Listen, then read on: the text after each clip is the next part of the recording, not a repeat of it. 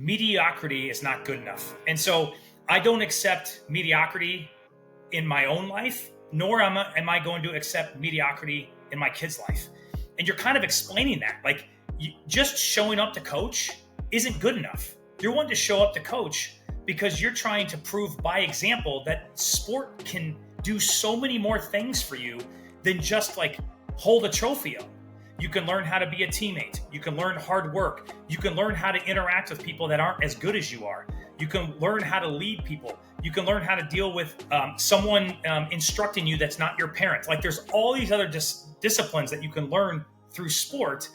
And one of them is, don't let your kids settle for mediocrity. The kids you're coaching or your own kids.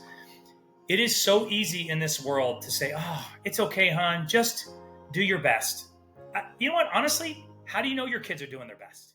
Welcome back to another episode of The Pursuit of Purpose. My name is Chris Kiefer, and today I am joined by Matt Mason, who is the co-owner of A&A Painting. And I met Matt not too long ago, but I'm super excited. I actually heard you, Matt, on another podcast with Base Coat, and I was like, I want to talk to this guy. You got a military background, and you can just I feel like you've just saying how you do anything is how you do everything. And I can see that in the few interactions that I've had with you. So I'm excited for the conversation today. But first of all, just thank you for taking the time to come on and do this. Oh, you're welcome. I'm excited to be here. So thank you very much for having me. So before we dive into our topic of living with intentionality, give us like the 60-second or the elevator pitch bio of Matt Mason. Yeah, so I'm a Midwest guy. I was born and raised in Southern Illinois and ended up kind of back and forth through a couple different towns, but found myself growing up in the far western suburbs of Chicago throughout the early 90s into the early 2000s, and moved away. I went to college at Indiana University down in Bloomington. Studied for 4.5 years there. Actually went there to play football, believe it or not. And so played a couple years on the football team, kind of rode the wave of the college life, and was a junior when 9/11 happened. And it just so happened that I was at a very influential time of my life where I was trying to look for something that had more purpose than just being in college. And when 9/11 happened, the floodgates kind of opened to me having opportunities to do things that I never thought I would have the opportunity to do. And one of those was being introduced to the idea of joining the military after college. And so 9/11 caused me to seek this purpose through, what I would consider, not chance, but by God's providence. I was presented with the opportunity to join the military. And so I jumped at it. And so in 2003, I applied, I was accepted. I started in January of 2004. I spent 10 years as a Marine attack helicopter pilot and also as a Marine forward air controller. I did 3 combat tours. I got out of the military in 2013. Through my time in the military, I married an absolutely beautiful woman who's been a phenomenal life partner for about the last 17, soon to be 18 years. We have 4 kids. A couple of them came while I was in the military. A couple of them came when I got out of the military. And then my post-military life has been filled with a lot of reordering of my priorities, mainly living intentionally to be the best husband I can be, raise my children to be just good stewards of the resources they've been given, and running this business. And so since 2013, since I left the military, I've been focused on kind of those 3 things. My business has gone through some major changes, including me buying into another company. And I've been a co-owner of A&A Painting for the last 5 years. Actually, it'll be 6 years this coming June. And it's just been a great thing. I've got 4 great kids at home. They're ages 14, 12, 10, and 9. And I really don't have very many hobbies. My hobbies are mainly focused on coaching them in sports and cheering them on and helping my wife. We homeschool our kids, so helping my wife to homeschool from time to time. And so that's really Matt Mason in a nutshell. I'm so glad I asked that because I just told Nathan on our team, who you met, we were at this conference, and I'm sure that everyone encounters people that like bring them energy and lift them up, and those that detract.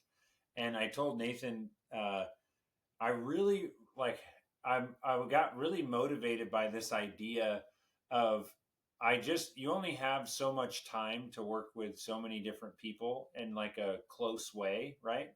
And I was like, I got super pumped about the idea of I want I want to work with good people. And the way I would define that is that I want the people that we work with at Boolean, when other people meet those people, they're like, I want to be like that person. And that's like the instead of like just trying to get more clients. And it was funny because we were in this dialogue of like sales and like trying to sell more and everything. And I was like, I honestly just like if you feel like someone's not like you just don't like the vibe or the things they say, don't sell them. Just be like, yeah, I don't think we're a good fit, and let's move on, because I don't want someone that's not a good human telling other people that they're associated with, which are probably also not good humans, to come work with us. Like I don't even want them to. I don't want people to know that Boolean had anything to do with it. You know what I mean? So Yeah. and then talking to you, I was like, this is literally like I've got 4 kids. We homeschool our kids.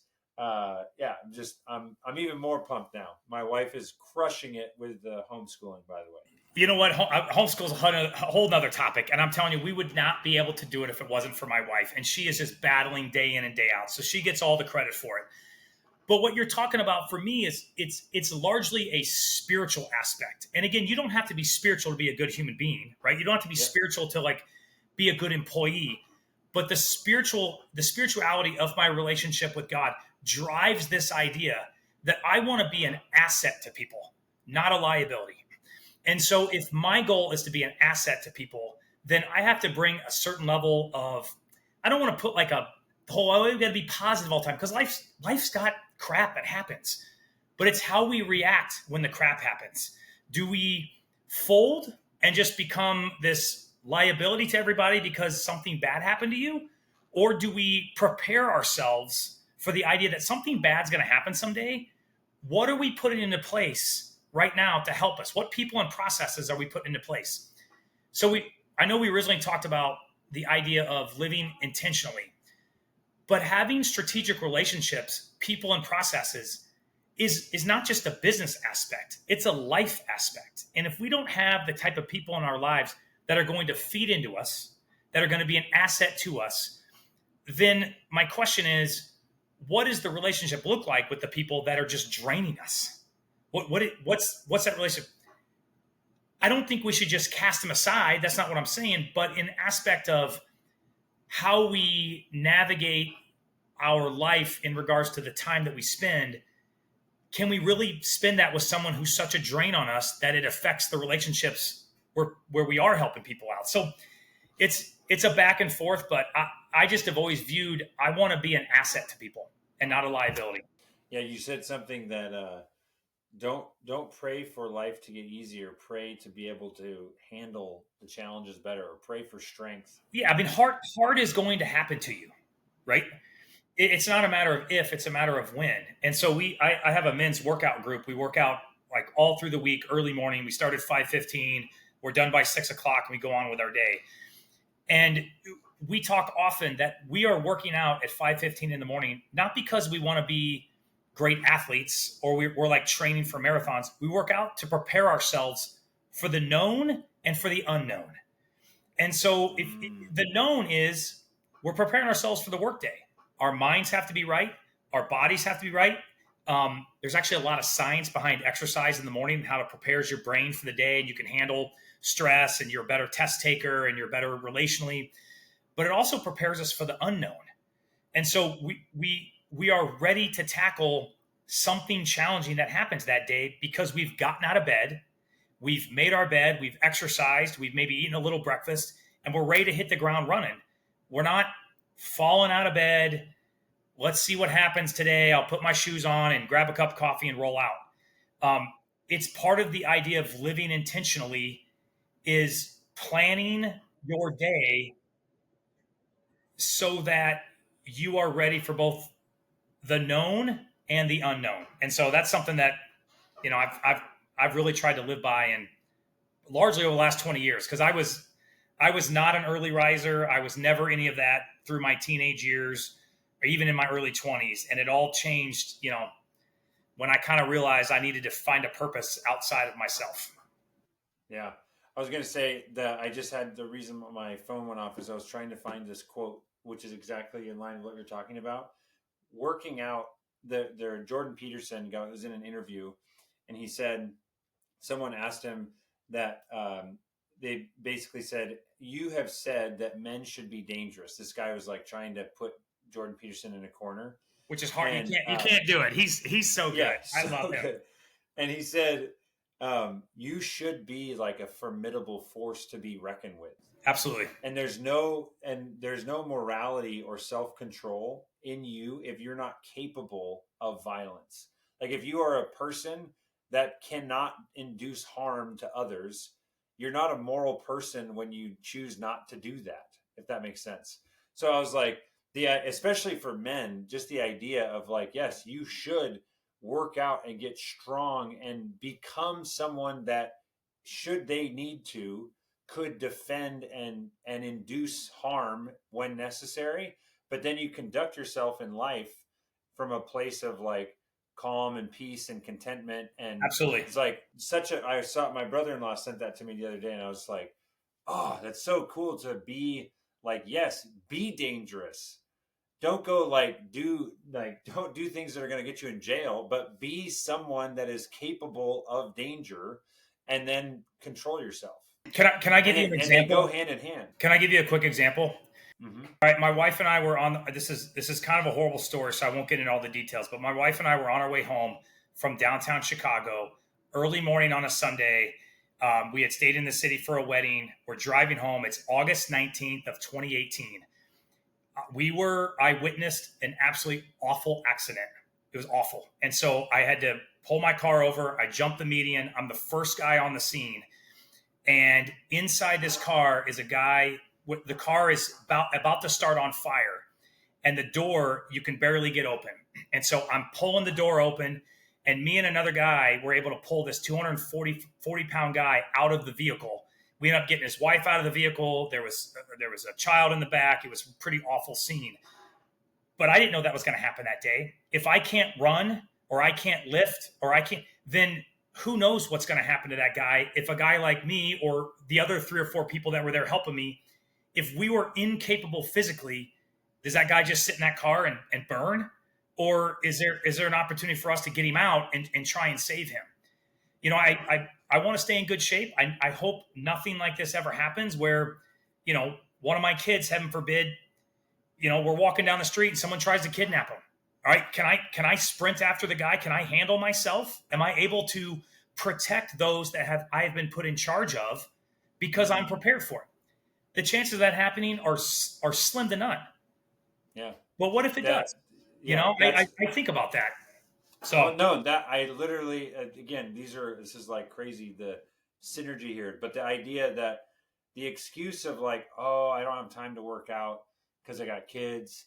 It's like, no, the kids are literally the most and biggest reason that you should be in the best shape of your entire life. agreed. Is right now, because this one guy was saying, if you're camping with your kids and they have an allergic reaction to something, and you physically have to carry that human to safety or whatever it is, it's just like, yeah, it's you are the man is the protector, and there is a valiant, what's the word, like it's courageous to be someone that is strong and dangerous, and then also just a really like powerful being, Yeah. So I anyways, see I I'm see it really as motivated by that. I see it as a duty. It's a Yeah. duty of ours as fathers, as husbands, to be as prepared as we can be, physically, emotionally. Um, I tend to think, and this goes back to my military training. Part of living intentionally is to be prepared for these things. But I was an officer in the Marine Corps, and as an officer in the Marine Corps, the boot camp that you go through is very different than the boot camp that the enlisted guys go through. So as an officer, you have to be a college graduate to be a Marine Corps officer. So I graduated from college. I show up to 10 weeks of boot camp in Quantico, Virginia, and we're on a run with a rucksack and a rifle. And we had a certain amount of time to get through the run. Well, I knew I would not have a problem getting through the run because I'd trained and I was in shape. But there were some guys that were out ahead of me that started falling off, that you could tell they were struggling through this run. So me and a couple other guys started grabbing their gear to like say, hey, we'll carry your gear while you run so you can get through this. The drill instructors screamed at us and they basically said if he cannot lead himself, he does not get the opportunity to lead Marines. And so military boot camp for officers was very individualistic because as a Marine officer, there's a lot of times you're alone and unafraid, right? So you're alone, you're at the top. There is no one to help you in leadership. I mean, there is, but the idea is you have to be fit and mentally fit, physically fit, emotionally fit to lead. And if you can't lead yourself, you don't deserve to lead Marines. And so I kind of see it as my duty in life as an owner of a business, as a father and husband. I have to be mentally healthy, spiritually healthy, physically healthy. I would even throw in there financially healthy. And because it's hard to be a blessing to others if you're broke. And that's kind of a Dave Ramseyism. If you're a Dave Ramsey guy, you'll hear him say things like that. But even as a business, we don't run our business check to check. We're largely a subcontractor model, but we do that intentionally so that as soon as the project is done, we can pay our subs and we don't have to wait for the customer to pay us. So financially as a company, we're fit intentionally. We floated, I don't know if we're getting off topic or not, but about a year ago, we floated $50,000 from it was kind of a corporate account. So we're waiting, you got to wait 30 days and it turned into 60 days because we were a new subcontractor for them. But we wouldn't have been able to do that if we weren't financially fit as a company. And so it's just something that the Marine Corps taught me early on is I need to have my stuff together in order to be an effective leader. Absolutely. This is right in line with this. There's a book I'm reading called High Performance Habits by Brendan Burchard. Have you heard of that? No, I've not. I mean, I love it. I think it's a great book, but I could see some people kind of, it's like more theoretical, like Atomic Habits, great book, very actionable. But this book was still great. One of the quotes that it had was from Aristotle, not Socrates. And it says, excellence is an art won by training and habituation. We do not act rightly because we have virtue or excellence, but we rather have those because we have acted rightly. We are what we repeatedly do. Excellence then is not an act, but a habit. And I've heard this like 2 weeks ago and I've just been like, I just keep coming back to it of like, this is so motivating to me of just same thing. Like about a month ago, well, actually it's exactly a month ago, Dan Martell, this business guy who wrote the book, Buy Back Your Time. I don't know if you've I've heard of him or the book, but I'm in his fitness and health, like fitness and diet and nutrition and everything. He has this little program of like a virtual group and they give you a meal plan and all this stuff. And I'm someone that has done CrossFit. I played college basketball. I like identify as an athlete. Sure. And in having kids, I was just like literally 1 to 2 pounds per year for the last 10 years of our marriage, just a little extra, a little extra, a little extra. But I still kept going to the gym. I did CrossFit 5 days a week, nonstop. And I just was continuing to gain weight. And I was just like, well, honestly, what happened, I heard you say you were coaching too. I volunteered to coach this high school, a new private high school that's in the area. I'm coaching basketball this year. So we're the smallest division in Idaho. But what happened was I'm leading up to coaching, which is going to start in about like 5-6 weeks. Okay. And I knew that because I love basketball and I haven't coached in 10 years, but I'm like, I'm going to show up and like, I'm doing the running with the guys. Like I'm going to be the guy that's like the 30, like the coaches that I had were good people, but they just were out of their prime. And, they were just like average, typical person, right? Right. And I was like, I want to be somebody that can look at the kids and say, like, you're not giving your all, and physically be like a representation of someone that is, right, so that I like my words carry more weight. That was like this just a motivation of, not because I have an ego, but I want to positively impact these kids and have them like believe what I'm saying and actually take like I don't care if we win or lose. We're probably going to lose a lot because we're a very small and not very talented school.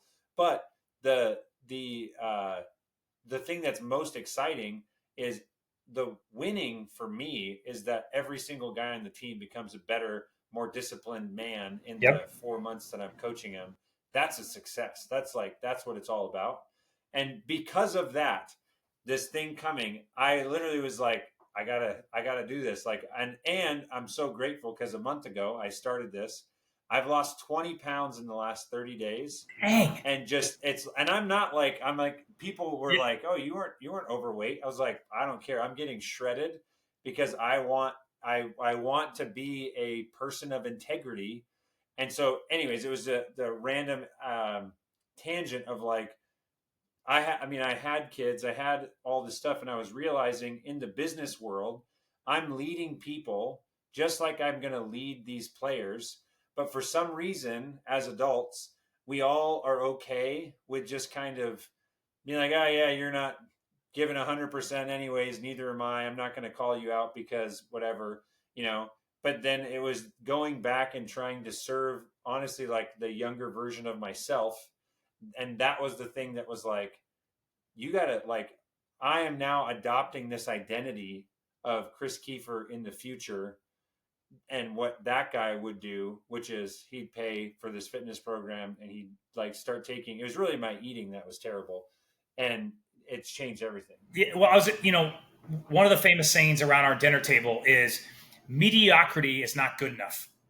And so I don't accept mediocrity in my own life, nor am I going to accept mediocrity in my kid's life.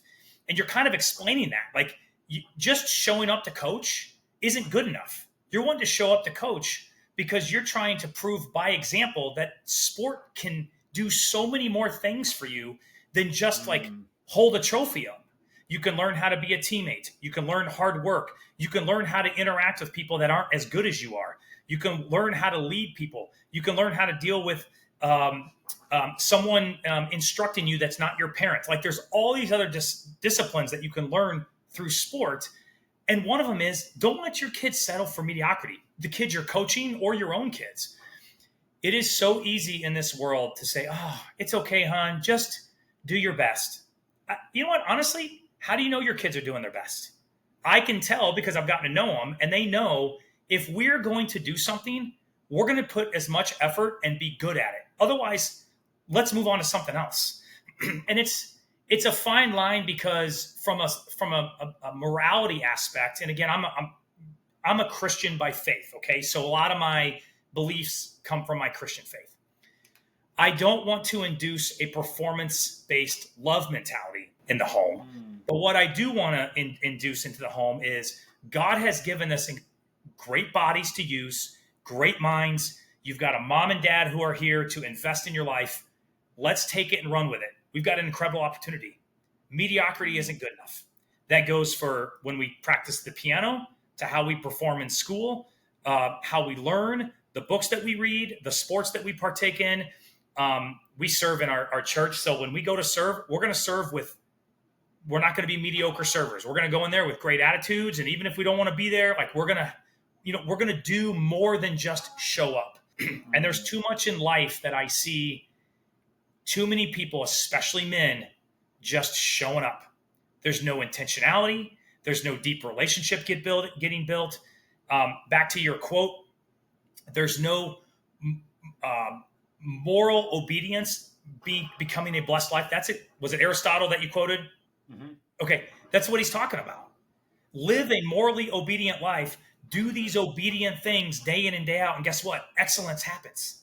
Yes. I can relate it to my marriage.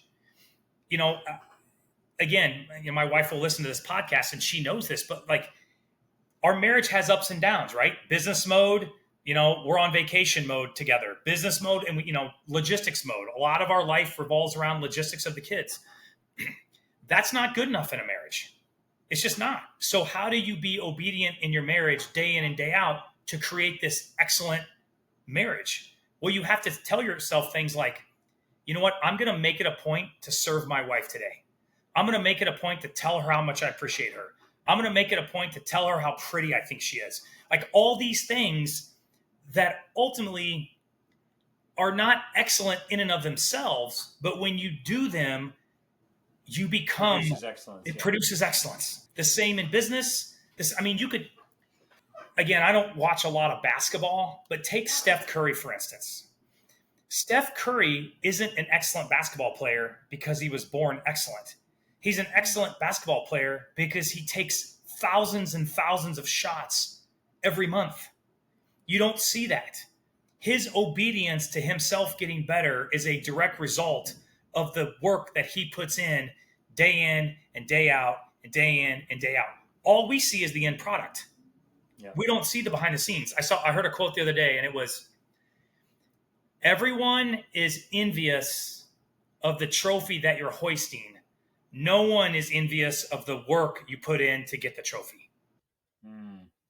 And I it's so true. The other one I've heard is, we're rewarded in public for what we practice in private.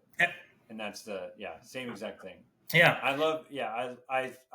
Just my wife's birthday was a couple days ago, and I was at a conference. So we went on a birthday date last night, and I was having a very similar conversation with her about, do you ever have people that say, like, I genuinely am like, I've generally been in a place of gratitude for most of my life. But in the last 30 days in particular, because of this refocusing, and I also, like, I have to catch myself because I have slipped up and said I'm on a diet, but I realize it's more just to explain to the person at the restaurant why I don't want all the extra salt and oil and stuff that they're putting on the food. But in reality, I genuinely am like, I'm obsessed with the way that, like, the outcome and the result, and like the way that I feel and think, and the energy and my ability to work and be present and do all the stuff that I'm doing and be a dad. And like, it's easier to do all that stuff when I'm eating well and working out. And so that's why I'm doing it. And then it's a byproduct that you end up looking fit, but it's not in pursuit of looking fit that's not like the primary motivator. It's like, I want to be someone that when I say something, someone looks at me and says, I'm going to take his word for it. He looks like he's disciplined. Because they're seeing the outcome. Yeah. The outcome and the results should drive the idea that it should be motivating to look at. It's like a physical trainer. And I'm not saying a physical trainer doesn't know what he's talking about. But if a physical trainer is out of shape and overweight, it's hard to justify that you actually believe in what you're doing, right? Yeah. If I'm trying to coach people through business and I'm not constantly working on my people and processes, and the results aren't there, and I'm just kind of like on the face of it, well, then who's going to want to listen to me as a coaching, as a business coach, right? Or as a business owner? So the outcomes should drive your ability to influence people because they're witnessing what changes have been made and what has been seen. And, I relate this to my life as far as accountability. So I intentionally put accountability into my life because I know how bad I am with idle hands. So, recognizing the flaws in your life, whether you're prone to gluttony or materialism or lustful, whatever your go-to is, all right, a lot of us have different things. We have to put accountability into our lives to guard against those. So, like, for me, working out at 5 a.m., that's an accountability aspect for me. So I have to back plan my day. Well, if my goal is to get 7 to 8 hours of sleep every night, then I need to be in bed the night before by 9, right? So then I've got to, and then if I want to have an hour and a half with my wife, then I need to probably have my kids in bed or my day largely wrapped up by a certain time. So like the living intentionally is a plan and a process that you put in place, all because of the accountability that you're putting in your life to keep this nice, healthy, well-rounded life going, like exercise. And I know you said diet, but I would argue you've created a different lifestyle. Yes, that's what I was saying. I said the wrong word. It's like Yeah. I'm actually just living the way that I want to live moving forward because I feel better. Yeah. Like, and it's a yeah. So I completely agree. It's not. I'm not on a diet. I just have finally started eating right. And the lifestyle that you've created is going to hold you accountable to that. Yeah. Now, my and again, I wouldn't say my argument. My encouragement is put people into your life that will hold you accountable to the new lifestyle you've created. That's what I try to do. I have other Christian based men that feed into my life. My wife, other business owners. I'm constantly surrounding myself with other business owners that are about either 5 years or a couple $1,000,000 ahead of where I want my business to go. Because when I meet with them, they'll say, "Hey, Matt, last time we met, you were working on this process. How's that going?" And I'll be like, "You know what? It slipped a little bit. Thanks for reminding me. Hold me accountable to the idea that I need to get better at this process." Because if we don't do that, we can slip right back into the comfortability that we got into before we started that new lifestyle. And so, um, living intentionally to me is putting that accountability into your life so that when you start slipping, you fall back on that process or those people that are in place to help you continue to maintain the lifestyle that you're trying to create. So, So I was at a conference for Jason Phillips. Do you yeah, know Jason Phillips? yep, So we were at the Contractor Freedom Conference, and I just gave a talk. Are you in the Base Coat Mastermind group? I am. I'm actually one of base coaches now. I just signed on, and I will be. You're going on the podcast next week or on the Yeah, I was going to mastermind. say that this is like a teaser of what I'm going to be talking about Oh, that's great. because on my way down to the Contractor Freedom Conference, I have this automation talk, and honestly, I was just like I'm all this, and it's so interesting because it's all like it's everything's connected, and like how you show up for one thing is how you show up for everything, and refocusing on my health and wellness and doing all this. I'm reading different books, and I changed my like I was stopped doing CrossFit and started doing these very specific workouts, which means now I'm listening to audio books again, which I used to do a ton, but then in CrossFit you don't do that. So I have all this extra time to just like process and consume like good in like intentional information.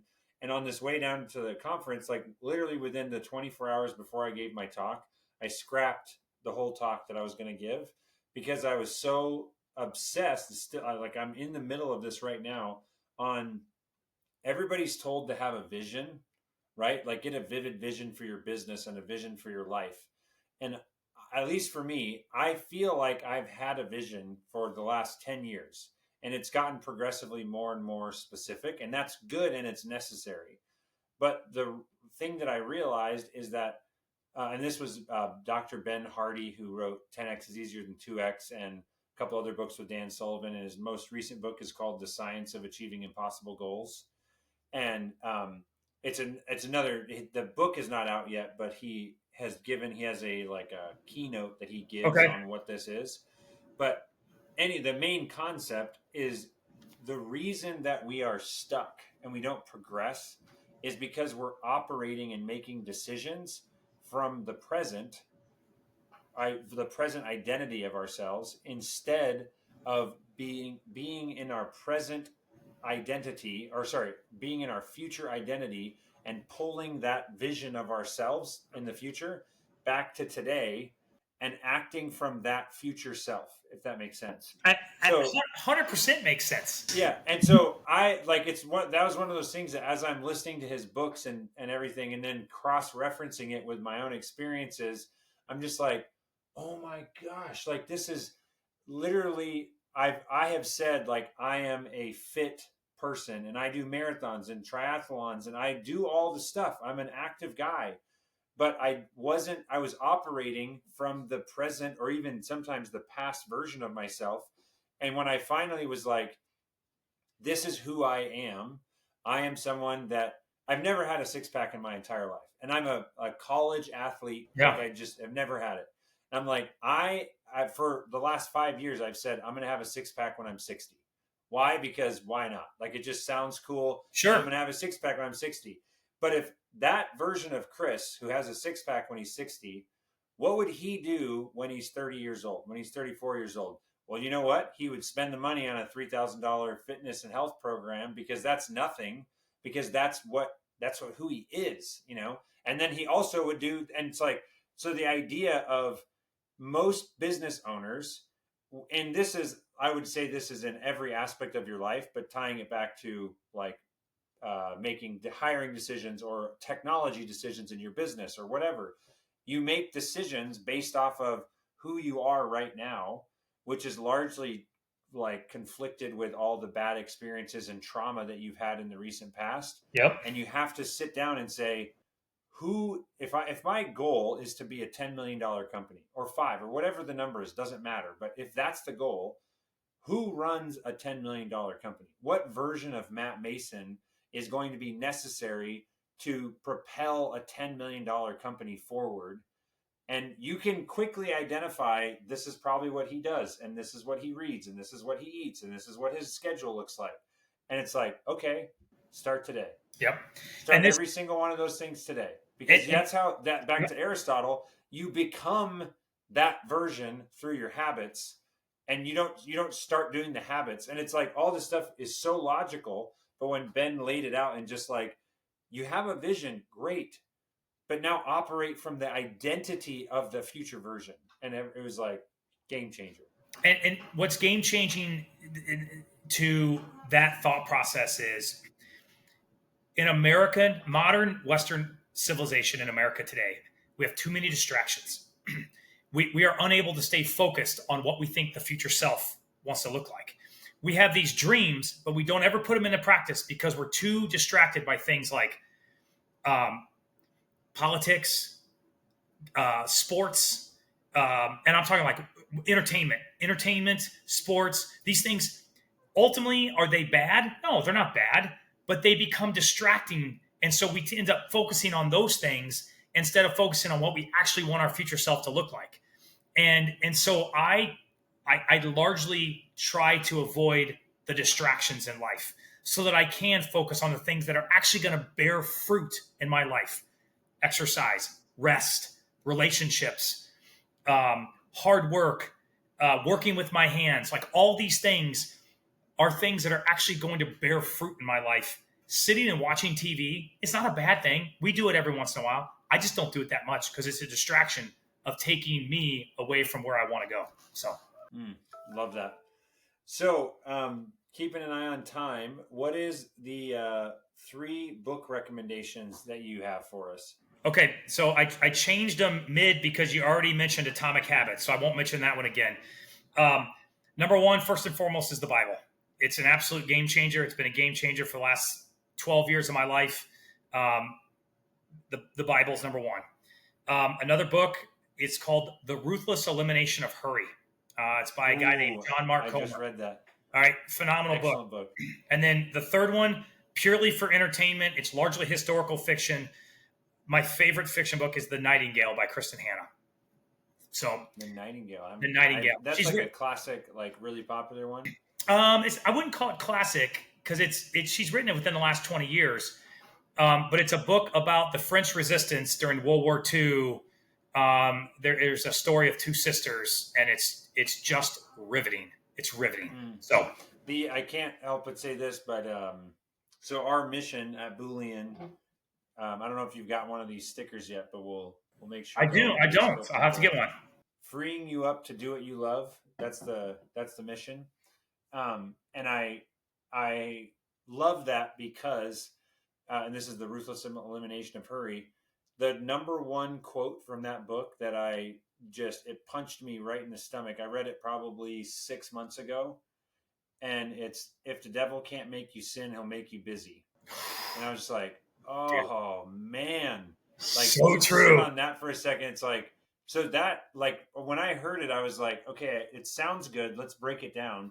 That's what that's saying, is that my potentially, maybe not, but potentially, and for me, I would say it was.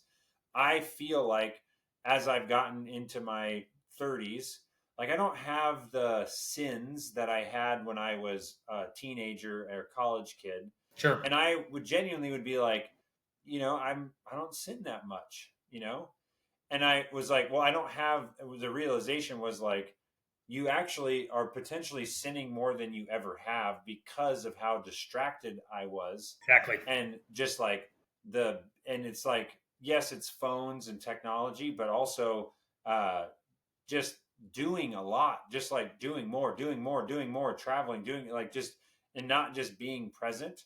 And the idea of like, think about it and ask yourself, is your busyness actually a sin right now? And is it something that is, because what is sin? It's something that separates us from God. Yep. And is your busyness separating you from God? And I was just like, that's it. If the devil Sure. can't make you Oh, sin, he'll make you that's a busy. great quote. I forgot that one from the book, but yeah, that's a great book. Yeah. Glad you read it. Movie. Okay, so I am not a big TV watcher, movie watcher anymore.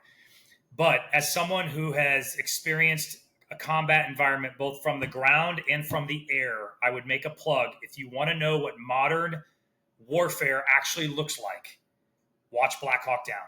It's the most realistic version of modern warfare that I could imagine. So it's a late 90s. I think it came out in 1999. Black Hawk Down. It's largely historically accurate. If you read Michael Durant's book, or you read the actual book, Black Hawk Down by, what was his name? Can't remember the guy. Mark Bowden wrote Black Hawk Down. But that's my movie pitch. And I'm going to make one more pitch for a series, The Chosen. All right. It's a visual motion picture series adaptation of the Gospels from the Bible. Highly recommend. You reminded me, we need to watch the second one. We watched the first season, and it's like, it's crazy how, at least for me, you forget, like, when you say like Jesus was a human, it's like, okay. And then you get to like see like the day-to-day life of Jesus and just like put more context, and obviously there's some creative liberties, but it's like phenomenal. So helpful. It's so helpful to see and relate 100%. to that. Golly, Chris, I feel like we could talk for another hour, man. I know. But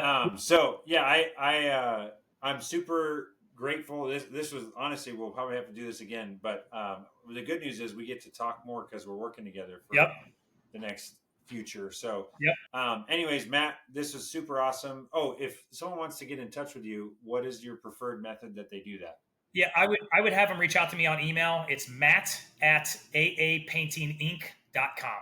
So matt@aapaintinginc.com. So that's the best way. Awesome. Thanks so much, Matt. We will be in touch. Talk to you soon. Sounds good, Chris. Thank you.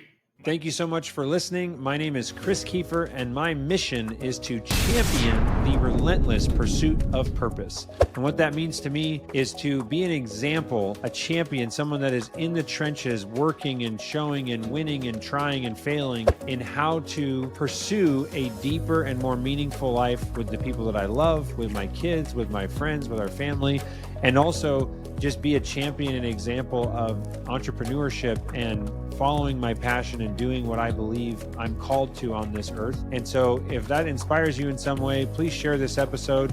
If you want, like, subscribe, share, whatever, do all the stuff. It means the world to me to get this message and get these guests that I have out there. And if you're interested in any of the book recommendations or looking up other episodes of the movie list, you can visit my website, chriskiefer.com, for all the details on the show. And also check out the Boolean review software, as well as the Boolean automation consulting company that I own for home service businesses. So thank you so much, and we'll see you on the next episode.